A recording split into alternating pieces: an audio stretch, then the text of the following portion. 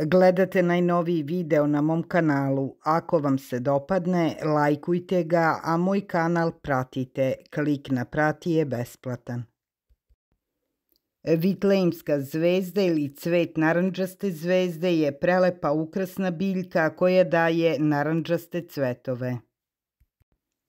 Poreklom je iz Južne Afrike, lukovičasta trajnica koja se može pohvaliti sjajnim grozdovima od 5 do 25 žutih do narandžastih cvetova.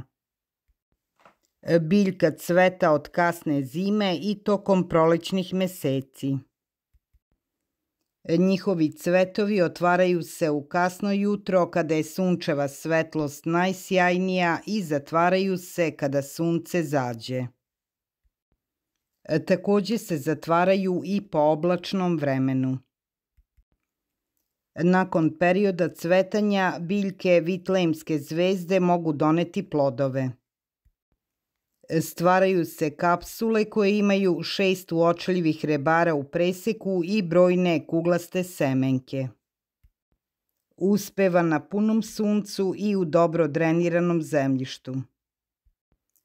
Može da raste u različitim uslovima osvetljenja od delimične senke do pune sunčeve svetlosti. Ipak najbolje će cvetati i uspevati sa najmanje 6 sati jakog i direktnog svetla u većini dana. Što se tiče temperatura, ova biljka je otporna i na niske temperature, pa će tako prezimiti i u vrtu. U vrtu je možete kombinovati sa narcisima, dijantusima, peruanskim ljiljanima, heleborama, lalama itd. Ornitholagum dubium ili vitlejemska zvezda je otporna na bolesti i štetočine, samo je nemojte preterano zalivati zbog truleži korena. Lukovice ove biljke sade se na dubinu od 10 cm sa šiljastim krajem okrenutim na gore. Preko zemlje stavite 7,5 cm malča kako biste zaštitili lukovice od mraza.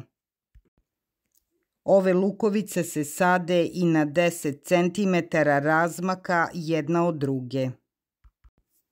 Ovo cveće nema potrebu za konstantnim prihranjivanjem.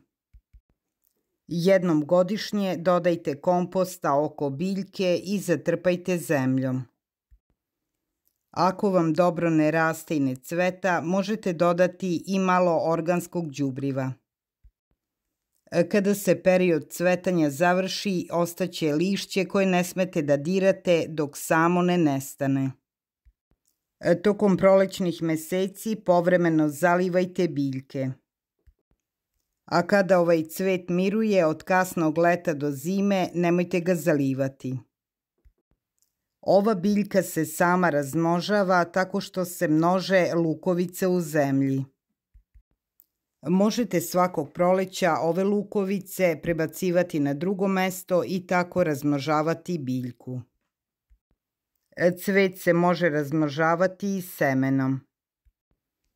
Kada se period cvetanja završi, sakupite seme sa istrošenog cveća. Seme možete sejati i na otvorenom i u zatvorenom prostoru. Lukovice ove biljke možete kupiti u rasadnicima preko interneta.